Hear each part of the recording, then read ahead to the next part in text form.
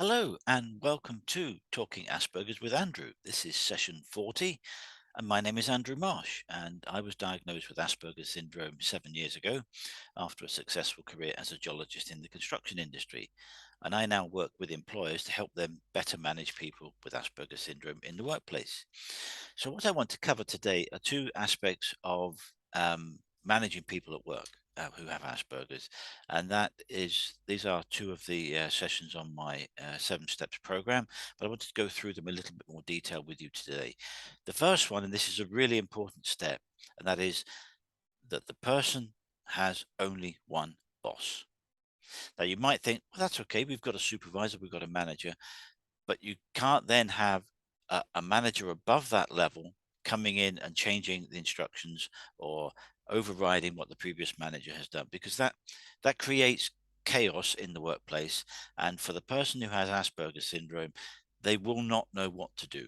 They will be confused, they will get agitated, they will get anxious, they might they they might it might lead them to have a meltdown, and that's something you want to avoid, because people with Asperger's take instructions very clearly and very precisely, and so we will take what you have said literally. That was the word I was looking for. We will take things very literally, and so if you've said this is what I want you to do, they won't think, oh, they're thinking maybe 3 or 4 different ways of doing it. No, there's one interpretation for that. That's the one I'm going for. That's what I'm going to do. So if they've started that piece of work and they're making progress on it, and you've checked with that, then your boss or someone from another department comes in and says, "Oh no, I just want to do it this way." You're going to confuse them. You should always, if there are going to be changes, and sometimes changes are necessary because of factors that the person with Asperger's or the people who are doing the work don't necessarily know about. There could have been a decision made at a more senior level, at a director level, or a client may have additional instructions or changes they want to make. That's all fine. That happens. That's part of business. Worked in construction for 23 years. Changes were a common thing that happened on a regular and daily basis. It's how you manage those change, so that if anyone else other than your supervisor or your manager has a change they want to make, have that meeting with your supervisor, so that the instructions only come from your supervisor or your manager, so that you have a clear one-to-one lines of communication with the person who is giving you your instructions on a daily or weekly basis. And what that will do, it also helps your manager understand what is going on in the bigger picture, but it will help them communicate those changes to you. Because whether we know it, whether we're aware of it consciously or not, when when we work with someone as a colleague or as a supervisor or manager, we we find ways to help them manage you better. And by what I mean by that is, um, people with Asperger's syndrome tend to be very visual people. So they might not be particularly interested in reading a brief for a project that's 12 pages long, all text. They would like to have images, they would like to have graphics, they would like to have bullet points, short paragraphs, summary sections, so that it's broken down into manageable chunks rather than just great screeds of text. It will overwhelm them and they won't be able to find the important information if it's just loads and loads and loads of text. So by knowing that, and by telling them that, and by guiding them as to how you want to be informed of decisions, what you're actually doing in a very gentle, very professional, very subtle way is you're training your manager in how to get the best out of you. That's not a nasty way of saying it. That's just you're finding the right ways to communicate with your boss so that they can communicate with you, so that you can do the work in an efficient, effective way, knowing exactly what it is that you've been asked to do. So only having one boss is very, very important. Yes, changes happen, but have that structure in place so that the changes don't happen out with the manager's knowledge. Because I've been in places where um, I worked in a geotechnical section its own company, and then within the bigger group there were structural sections, and there were road sections, there were water sections. And we quite often worked with our fellow company members on bigger projects. You know, if you're doing a motorway project, you'll have transportation people, you'll have roads people, you'll have structures people, you'll have drainage people, you'll have water people, because it's all encompassed in a motorway that might be 10 kilometers long that you're dealing with. And so we have lots of interfaces with different people within our own grander organization and our own departmental organization. The last thing you want is your structural engineer or your principal roads engineer or someone coming down and say, we've just made a change, we need to do this now. That needs to be fed through your own bosses, your own supervisors, so that they know what's going on. They can be given an opportunity to comment on what's going on. They can say, well, hang on a minute, whoa, we're doing what we set out to do. We're doing what we set out in our proposal or our brief or the instructions from the client. You want to change that? That's okay, but there's going to be a cost implication to that. There's going to be a time implication. It's going to take us longer to do the overall thing if we now have to stop and suddenly do this additional piece of work. Have we got approval from the client to spend this additional money and take this additional piece of time? And so those things need to be wrapped up very quickly before you start making wholesale changes or any changes that impact the efficiency of the people who are doing the work. Because the guys at the workforce, the guys at the front end, they will have their own rhythm. They will have their own system. They will know what they're going to do, particularly on a larger project. They'll know that by the end of this week, I need to have this amount of work finished. By the end of the month, I need to have that section finished, and move on and so forth. Because some of these road projects can take a year. They can easily take a year in the design aspects of the project. And it's so easy to get caught up in that. We need to make this change, we need to make that change, and not taking account of those in terms of time, additional costs, additional money, and having that sorted out with the client. Because if you've set out to do one piece of work, which is this amount of work, and suddenly someone bolts on this amount of work extra, there's going to be an impact on the people that are doing the work, and that needs to be organized and sorted very quickly and approved by the client. You know, they might not be aware that the change that they make has a cost implication, has a time implication. They need to be made aware of that. So you need to have a hierarchy. Your hierarchy needs to be understood so that everyone knows what they're doing. And if there are to be changes, which happen, that the structure and the organizational process is in place so that you're not having someone from transportation making a change on someone doing some work, and then someone in the water department saying, oh, we've got this culvert, we've got this problem, we need to deal with this. And they're being pulled in too many directions. That's not an effective way to manage anyone or any team. And it certainly is not an effective and efficient way to manage someone who has Asperger's syndrome.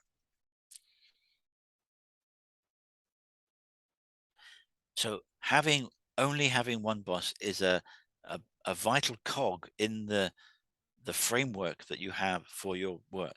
Now, you might be in a very simple situation. You might have one manager, two employees doing the work, but the principles are exactly the same as if you had a manager and 10 people working for you, and then in a different division of your company, you had 20 other people working on the roads, 20 other people working on the structures. So the principles are the same in making effective communication for the person who's doing the work. Only having one boss will keep the person with Asperger's syndrome.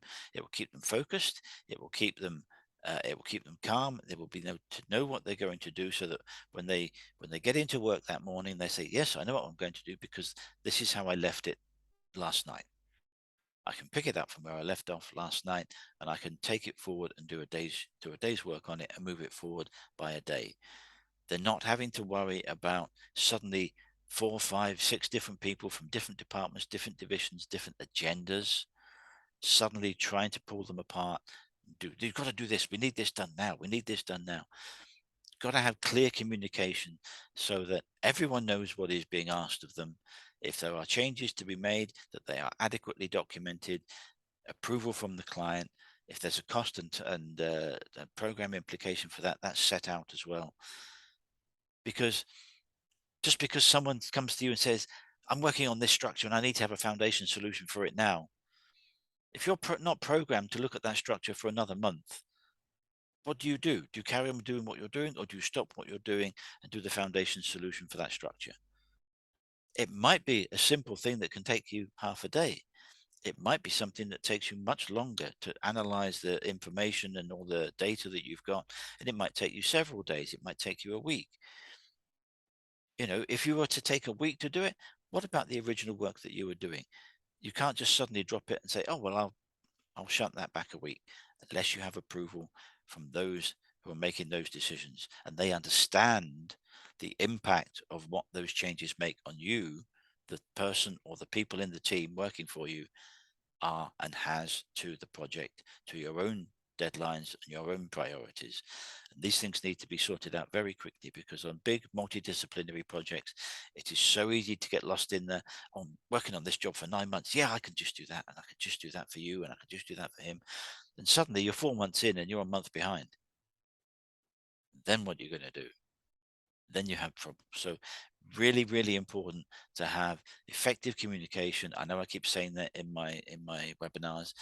Really important to have effective communication that is documented, agreed, and approved before you make the changes, so that the person doing the work, person with Asperger's syndrome, or the person with OCD or ADHD, or who's dyslexic or dyspraxic or an otherwise neurodivergent, knows what they're doing, and they're comfortable and they understand what they're doing, understand why they're doing it, and that they can't just be having people coming picking their brains for this, that, and the other when you've got a task that you're set to do. I know I'm laboring this point a bit, but it is really, really important that the person with Asperger's syndrome or autism or other neurodivergence, as I've said, fully understands what they're doing, understands the time implications and the quality implications of what they're doing, so that they can take ownership of what they're doing and do it well.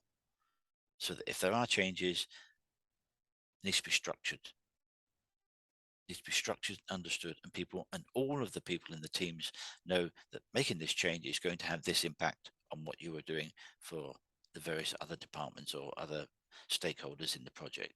So having one boss is really important. As I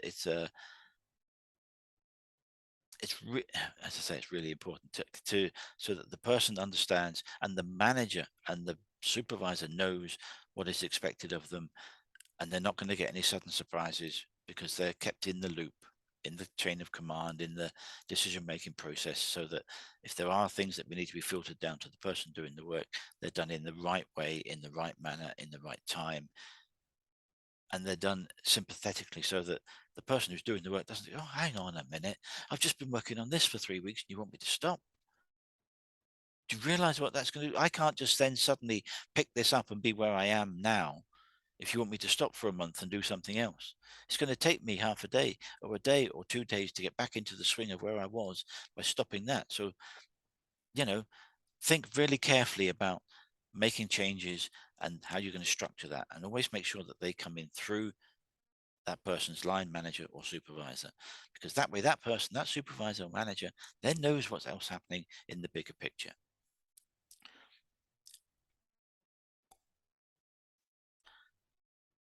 So that's covered only having one boss. The other aspect I wanted to talk to you today about was allowing someone who has Asperger's syndrome to work at their own pace. Needs a bit of clarification, this one. Obviously, if you've got a week's worth of work, they can't work at their own pace and take 2 weeks to do it. That clearly doesn't work. But if that week's worth of work is a sensible week for that person to do, and you've had your agreed check-in points, and we've talked about check-in points before, let them get on with it and let them do it in their own way. Let them find the way that works for them, how they organize their information, organize their data, how they organize their desk. Back when I was a geologist in the construction industry, I started off when we didn't have computers. There were no computers at work. The only high-tech thing we had was word processors the secretaries used to do mail and reports. And there would occasionally be one computer somewhere in a corner of an office for some very specific software for analysis, of very specific analysis. And only certain people were trained in that. So when I started out work, I mean, let me see, when did I first started using computers at work in 1996 when I was in Brunei. When I came back from Brunei, laptops and computers were becoming more the norm in businesses. So, I mean, I started work in 86. So I had 10 years of a career not using a computer, not knowing how to use a computer. So there's things that can speed things up, like using spreadsheets and things to summarize data. That was all done by hand.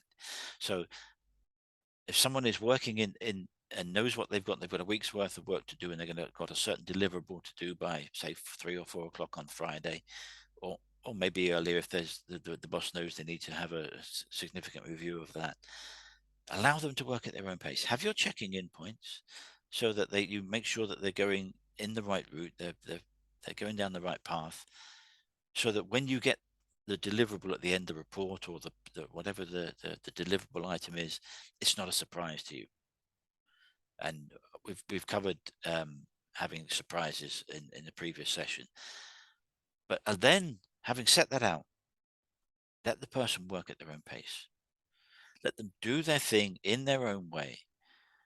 There are folders that are now probably an archive somewhere of major roads projects that I worked on, that that I could I could look at and go, and I could tell you what was going on just by looking at how I have summarized what I've done, because I had a certain way of doing an analysis for an earthwork section or a structure or a foundation.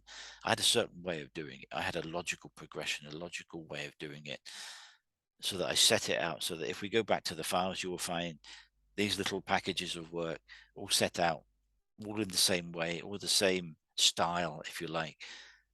And that worked well for me, so that if I had to go back to check anything, if someone said, "Oh, can I just want to talk to you about that last item that you did," we can go to the file, we can look at it through, we can say, "Yep, that's what I did," and I know exactly where everything is, so I can answer any questions that they may have. So that's allowing me to do the work in my own way, in my own time, within a program that has been agreed. And you will soon know towards the end of the first day whether the program that you've given is feasible. You're either going to go, "Yeah, I can do this in a week, that's okay," or, "Actually, do you know what, this is 10 days or 2 weeks." And then one of several things has to then happen. You either have to, the important thing is to have the discussion with your boss, your supervisor or manager, and say, "I've looked at this for half a day. I think there's 10 days or 2 weeks worth of work in this." You either then have to agree that the boss, then you have to discuss it with your boss, and they'll say, "Do you know what, you might be right. Let's see if we can get an extension for 2 weeks."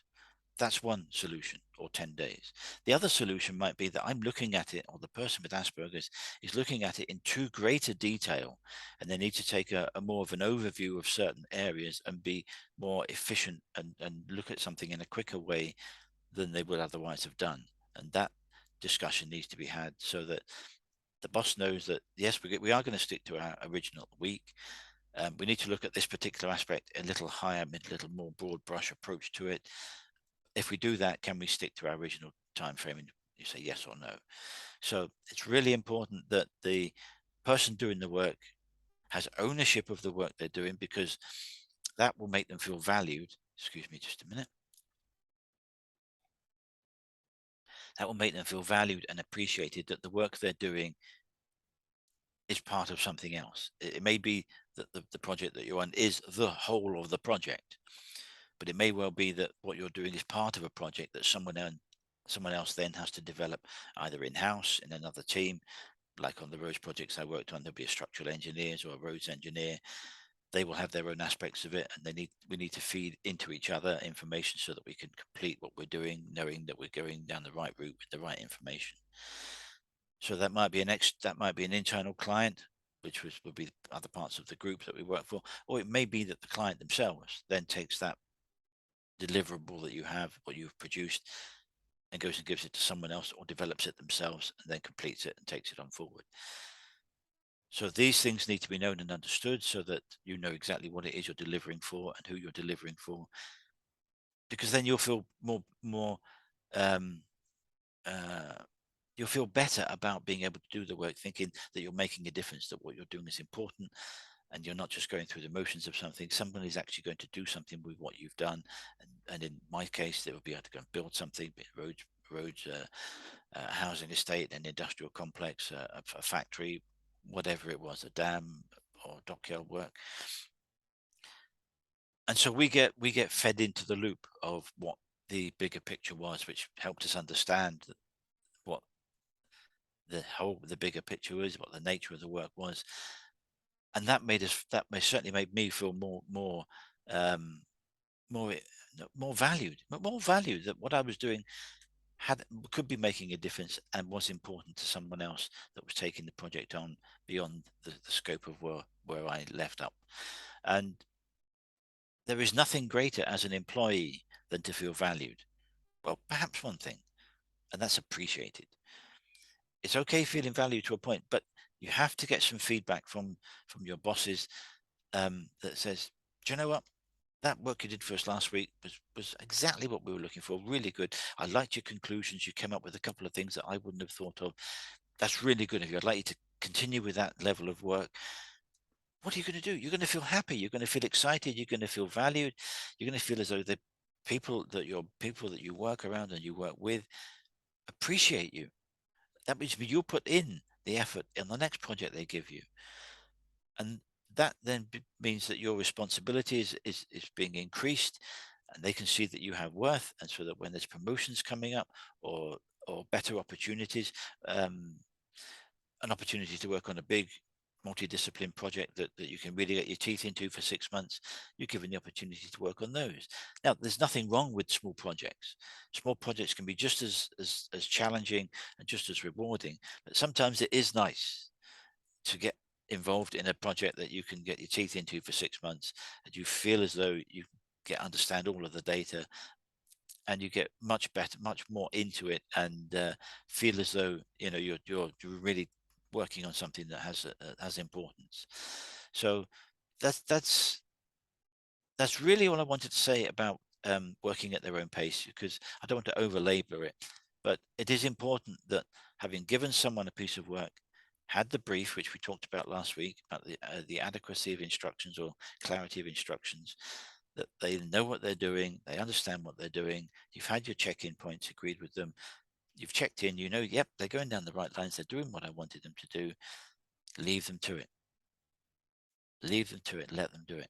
Because once you've built that level of trust with them, if they come across a sticking point and they can't fathom it out after half an hour or an hour, they're more likely to come to you, the manager, the supervisor, and say, do you know what? I'm a bit stuck with this thing, or there's two ways I can go, or two or three ways I can go with this thing, and I'm not sure which one is the best or which one you would like me to do. That means you're having a dialogue. They're understanding that you're taking responsibility for bigger decisions and looking at options to solve a problem. You have a discussion, you agree the way forward. That's going that they're your manager, your supervisor is going to be much more amenable to you, much more impressed with how you work if you're able to have those discussions with them, because it means you're taking responsibility and you're thinking about the next step, you're thinking about the next stage, you're thinking about solutions to problems that have cropped up. That's what they want. They want you to progress, because they don't want to be your supervisor or your manager at level one all of their career. They want to move up from supervisor to manager, or from manager level one to manager level two. So by having people that are pushing you from below, you will naturally advance yourself, and you will bring people with you.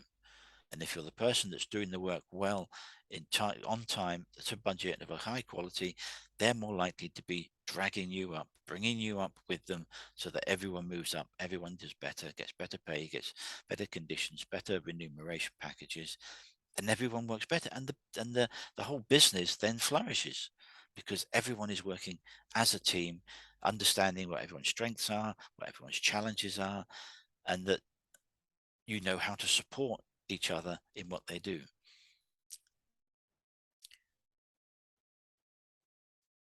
Just as an aside, but the supporting is important. When I was first learning how to use computers, I was a fish out of water. Um, it's probably hard for some of you of a younger generation than me to realize that, because you will have been using computers or mobile phones with keyboards and things all of your life, and it's become second nature. But I was, when it was 1996 when I started. So 1996, I was 32 when I first started using computers. So I kind of got used to doing things by hand, working by hand calculations, hands assessment, cross sections, and so on. So when this computer arrived on my desk and they said, "There's your computer, plug it in at the back. That's you onto the network. That's where all the information is." I'm like, "Woo! What do I do with this? How do I work this machine, this beastie that you've just given me to use?" Really important was I was able to ask someone else. I was able to say, "I've heard about the spreadsheets. I've seen some printouts from spreadsheets and they're really good. Can you show me how to do it?" And I would sit with someone for half an hour or an hour. If Are you able to sit with me for an hour and show me? Because that's how I learn, is to be shown. So I would sit, they said, "Yeah, no problem."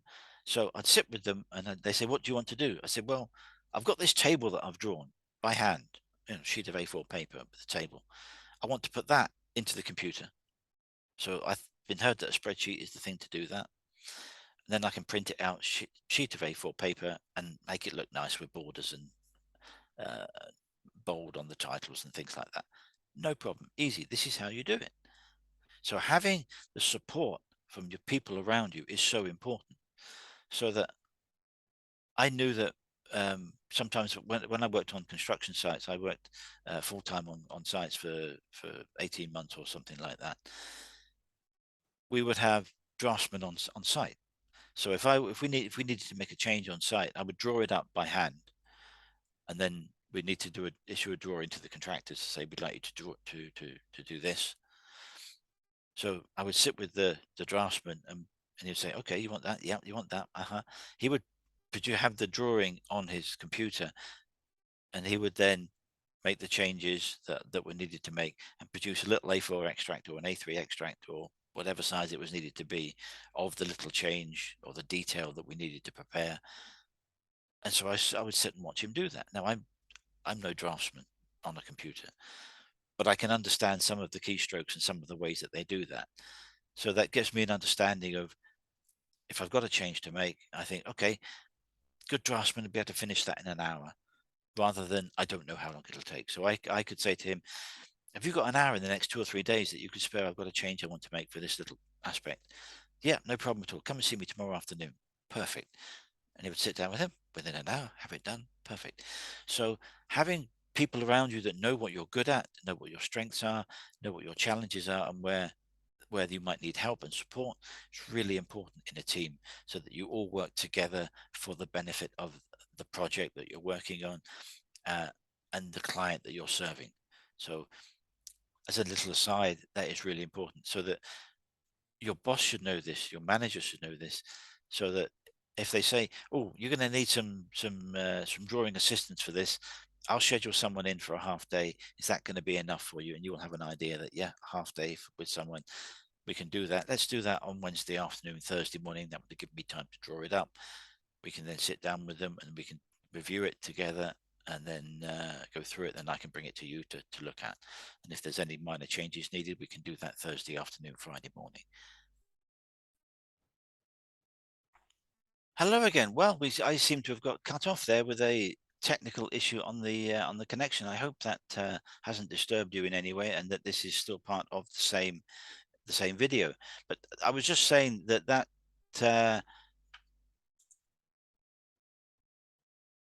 that knowing where your support network is really important at work. So um, that was the conclusion of what I wanted to say. So I want to wrap up there by saying thank you for coming on board. If you're coming on to watching this from my YouTube channel, I do have a some steps program on ways to help manage people with Asperger syndrome at work, and I'd welcome the opportunity to talk to you if you're an employer or a HR manager, director.